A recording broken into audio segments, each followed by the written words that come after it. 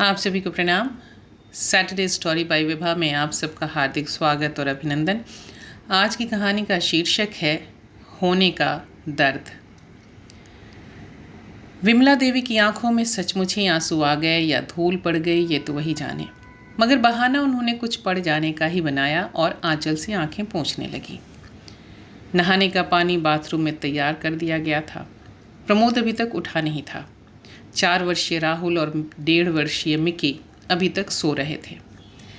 कितने भोले लगते हैं ना बच्चे, नन्ही चिड़िया की तरह, नन्हे, कोमल, मृदुल, जिनकी एक एक बात पर न्यौछावर होने का दिल करे, जिनकी एक एक भंगिमा सूरज की एक एक करवट सरीखी हो, एक एक चाल पुरवाई का एक एक झोंका जिनका हो।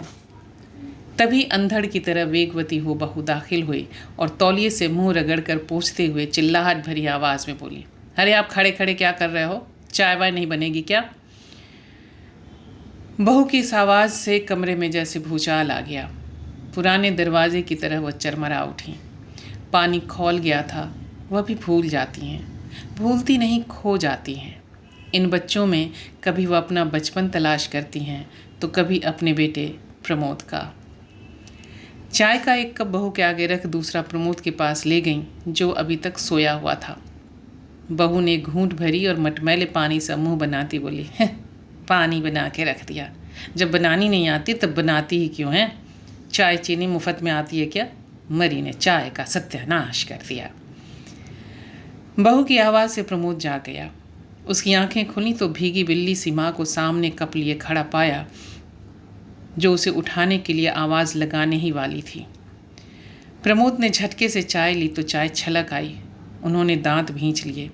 प्रमोद ने पत्नी को हाँक लगाई, मोना, चाय लेकर तुम नहीं आ सकती थी क्या? सुबह सुबह मूड खराब कर देती हो।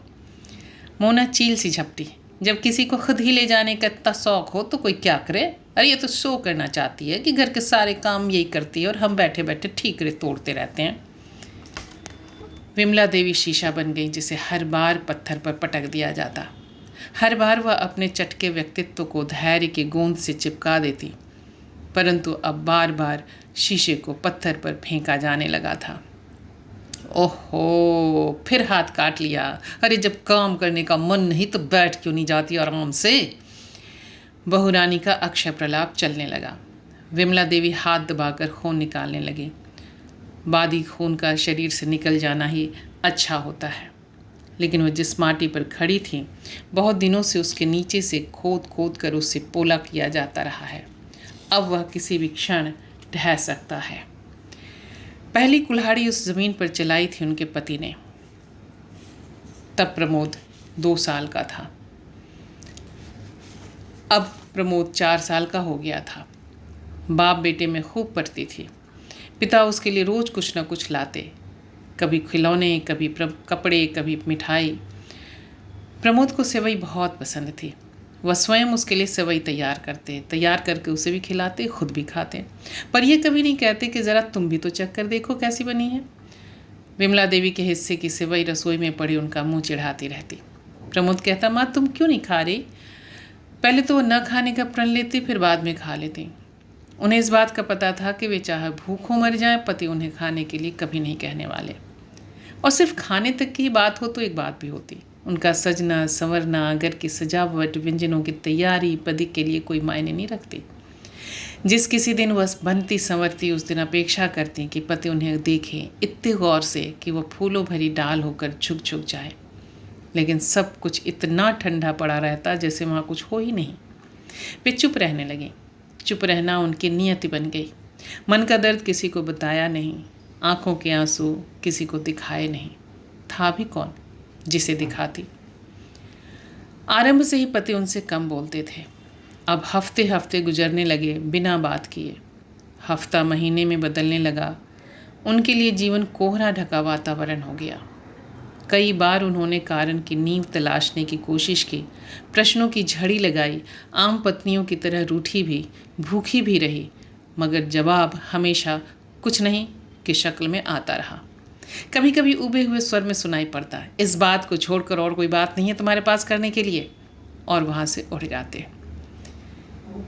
उनकी आत्मा चिल्लाती रहती है ना, बहुत बहुत सी बातें हैं करने को, पर की तो तब जा सकती है ना जब वातावरण में फूल सा हल्कापन हो, भोर की धूप सी गुनगुनाहट हो, हम सहज हों।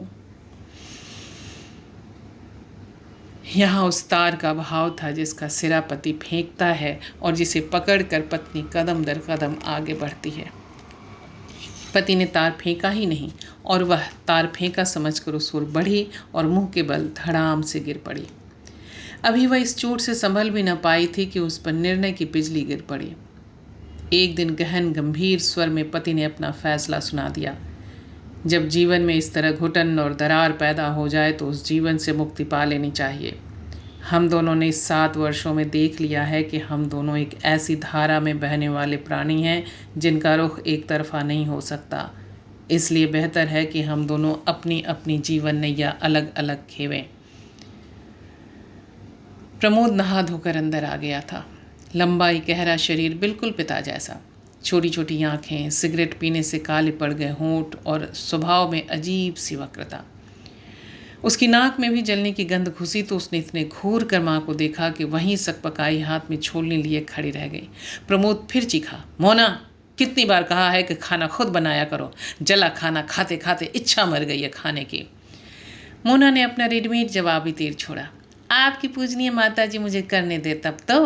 वो तो पूरे मोहल्ले में दिखाना चाहती है ना कि मैं इस बुढ़ापे में अपना हाथ जलाती हूँ। हाथ क्या, उनका तो सर्वस्व जल गया था। लेकिन वह कुछ भी नहीं बोली थी। आंसू ही केवल टपकते रहे और सदा की तरह धरती की गोद में विलीन होते रहे। प्रमोद अब उनका राहुल बन चुका था और वह प्रमोद की यशोधरा। शुरू शुरू में उसने पापा पापा की खूब रट लगाई, लेकिन वह पत्थर बनी सुनती रही। पति ने कहा था, न तो प्रमोद को मेरे पास आने देना और न ही मैं उससे मिलने आऊँगा। हो सकता है उसके आने जाने से मैं कमज़ोर पड़ूँ और तुम्हारे शांत जीवन में फिर से भूचाल आ जाए। भूचाल आना था, आया। वह आंधी से उखड़ा पेड़ हो डगमग होने लगी थी कि तभी किसी अनजाने क्षण में अनचिन्हे से स्वर का सहारा मिला जो निरंतर परिचित होता गया। सबसे संतोष की बात उनके लिए यह भी थी कि प्रमोद सुदेश से हिल मिल गया था। पापा की जगह अब वह अंकल की रट लगाने लगा था। प्रमोद को लेकर उन्होंने स्वयं भी बड़ी बड़ी इच्छाएं पाल रखी थीं। अपनी तमाम ज़रूरतों पर अंकुश लगाकर उसे अच्छे स्कूल में पढ़ाया, उसकी हर फरमाइश पूरी की। प्रमोद बड़ा हो गया, डॉक्टर हो गया। डॉक्टरी पढ़ने के सिलसिले में ही उसकी मुलाकात मोना से हुई थी। विमला देवी जैसे आकाश से ही गिरी, पर स्वयं ही शीघ्र को संभाल लिया जब बहू का मुंह देखा तो। बहू का सलूना मुखड़ा, लंबी केश राशि, आम के फांक जैसी आँखें, ऐसी बहू पर तो तीनों लोग की संपत्ति भी न्यौछावर कर दी जाए तो वह भी कम है। सोने सीने से उस समय उन्होंने प्रमोद को भी लगा लिया था जब सुदेश ने उसके सम्मुख विवाह का प्रस्ताव रखा था।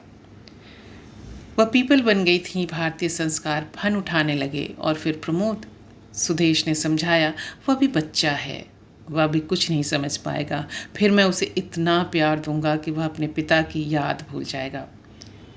मगर लोग क्या कहेंगे? लोग तो वे पौधे हैं विमल जो अपने आप पैदा होते हैं और फिर सूख जाते हैं।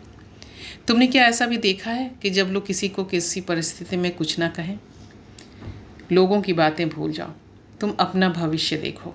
आज तुम्हारे सामने प्रमोद है, तुम्हारा बच्चा। कल को जब वह बड़ा हो जाएगा तब भी क्या वह तुमसे इतना ही हिला रहेगा? विमला देवी के चारों तरफ दीवारें ही दीवारें उठ गईं। इतनी दीवारें कि दरवाजे के उनमें वह खो गई, बाहर निकलने के रास्ते ही भूल बैठी। उन्होंने प्रमोद को पुकारा, प्रमोद। दफ्तर जाते समय तो मत टोका कीजिए। प्रमोद का भिनभिनाता स्वर कानों में पड़ा। उस दिन प्रमोद दौड़ता हुआ आया था। वह लेट गई, पैर के पंजे पर प्रमोद को बिठा लिया और घुटने मोड़कर उसे झुलाने लगी। पुराना घर गिरे, नया घर उठे, इस ताल पर वह अपने पैर ऊपर नीचे करती रही। प्रमोद को आनंद आ रहा था, वह हंस रहा था। अचानक वो पूछ बैठी, अच्छा प्रमोद, ये तो बताओ तुम्हें सुदेश अंकल कैसे लगते हैं? इतने अच्छे, उसने दोनों हाथ शक्ति भर फैलाकर बताया। अगर वह भी इस घर में रहने लगी तो? अरे वाह! तब तो बड़ा मज़ा आएगा। हम दोनों साथ साथ खेलेंगे, बातें करेंगे। मुझे बहुत अच्छे लगते हैं अंकल। क्या सचमुच अंकल तुम्हें इतने अच्छे लगते हैं? हाँ माँ, बहुत बहुत अच्छे। और वह पापा डार्लिंग आई लव की जगह uncle darling I love you गाने लगा। अगर अंकल की जगह तुम उन्हें पापा बोलो तो क्या? वह खिलखिला उठा। अंकल पापा थोड़े ही हैं जो मैं उन्हें पापा बोलूं। और अगर वह हो जाए तो? नहीं। उसके इस जोरदार नकारात्मक स्वर की प्रतिध्वनि इतने जोर से गूंजी कि न केवल पेड़ पर बैठे सभी पक्षी ही फड़फड़ा कर उड़ गए, अपितु पेड़ के पत्ते भी मारे भय के पीले पड़ नीचे झड़ गए। आज अचानक इतने वर्षों के अंतराल पर जब उन्हें सुदेश मिले तो भीतर का सारा ज्वालामुखी बन फूट पड़ा। एक बार की फिर से वह उसी दुनिया में खो गई जिसे वह प्रमोद के कारण छोड़ आई थी। सुदेश ने उसके उजड़े हुए चेहरे को देखकर पूछा था, क्या हुआ विमल? कुछ ना होकर भी बहुत कुछ हो गया। गलती मेरी ही है। मैंने ही एक सपना देखने की कोशिश की थी। अब सब कुछ कितना बदल गया है। प्रमोद का अपना परिवार हो गया है, बच्चे हो गए हैं, उसकी अपनी दुनिया हो गई है और वह उस दुनिया से बाहर की वस्तु। प्रमोद की आंखों में उस दिन जो लौ जली थी उससे वह आज तक पीछा नहीं छुड़ा सकी है। आज भी सारे काम वह उसी समर्पित भाव से करती है। 6 महीने पहले अवकाश प्राप्त किया है। पेंशन के सारे पैसे पहले दिन ही बेटे को थमा देती हैं। बेटा चुपचाप ले लेता है। उस समय वह ज़रूरत से ज़्यादा ही खामोश और गंभीर रहता है। वह थोड़ी देर वहाँ खड़ी रहती हैं कि शायद वह कुछ बोले, मगर वह सिगरेट पीता रहता, धुआं में हवा में विलीन होता रहता। अब तो वह खड़ी रहना छोड़ चुकी हैं। कौवा फिर से काँव काँव कर उठा। वह आशंकित हो गई। इस बार क्या होगा? उस बार ये बोला था तो जीवन की धारा बदल गई थी। और आज जीवन के इतने वर्षों के बाद जीवन के इस पड़ाव पर फिर से एक बार सुदेश से भेंट हो गई है। आज अचानक एक गंध बनकर वह पूरे शरीर पर छा चुका है। आज की इस मुलाकात ने फिर से उनके अस्तित्व पर प्रश्न चिन्ह लगा दिया है। ठीक है, प्रमोद जब तक बच्चा था वह सब कुछ करती आई, परंतु अब प्रमोद की आंखों के भाव अब जुबान पर उतरने लगे थे, मगर जुबान सीधी नहीं तिरछी हो गई थी। उसे बिगड़ना होता पत्नी पर बिगड़ता, मगर कटाक्ष उसकी तरफ होता। अपने इस छीजे हुए अस्तित्व का भान उन्हें अब हुआ था और अब वे मुक्ति पाने को कृत संकल्प हो उठी थी। प्रमोद आया और विमला देवी ने उसे अपने फैसले का सूत्र पकड़ा दिया। वो उबलते दूध की तरह उफना।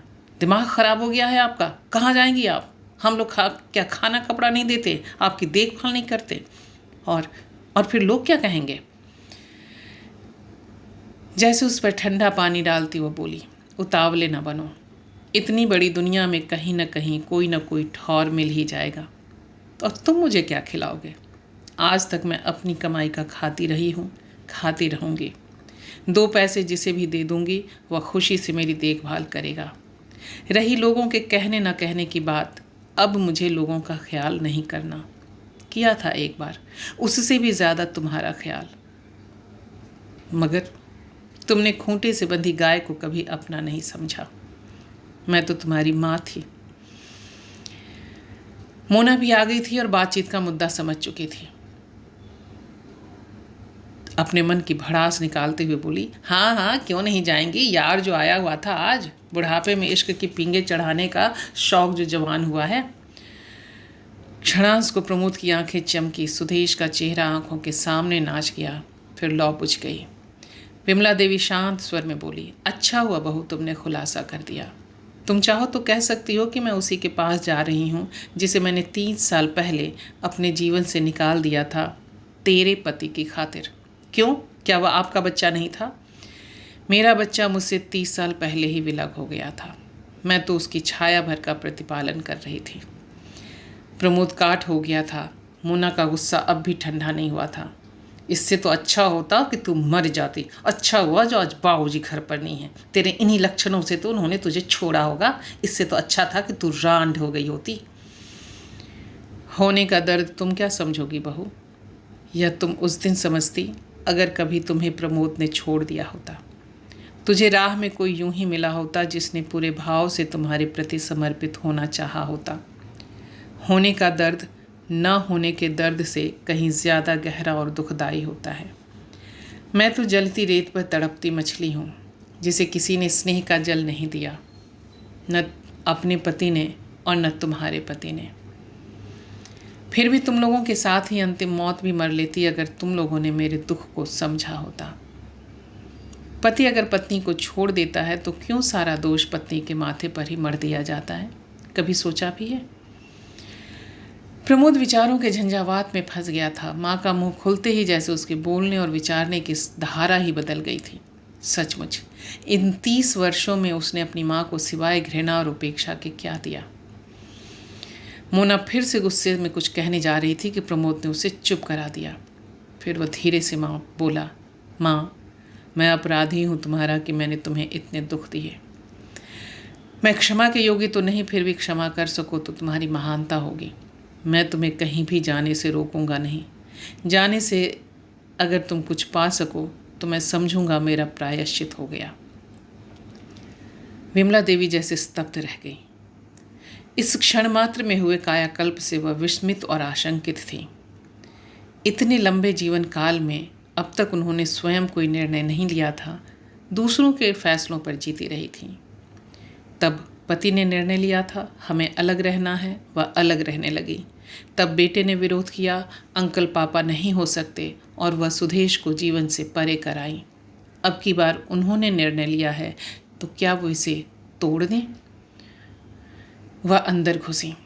थोड़ी ही देर बाद वह बेटी बहू के सामने खड़ी थी। सूरज अस्त हो चला था। शाम रात बनने लगी थी। दूर चांद निकल आया था, पतला सा चांद। उस चांद को देखकर पता नहीं क्यों विमला देवी की आंखें नम हो आईं और वह अपना बक्सा उठाकर बाहर की ओर निकल पड़ी। बहुत बहुत धन्यवाद। यह कहानी छपी थी दैनिक हिंदुस्तान नई दिल्ली में 1992 में। हमें उम्मीद है कि आपको ये कहानी अच्छी लगी होगी, और अगर अच्छी लगी होगी तो आप हमारे साथ बने रहिए और हमारा यह चैनल ज़रूर सब्सक्राइब करें, लाइक करें, कमेंट करें, शेयर करें और अपने विचार हमें यूट्यूब कमेंट बॉक्स में ज़रूर डालें। आप सबका बहुत बहुत धन्यवाद। नमस्कार, शब ख़ैर।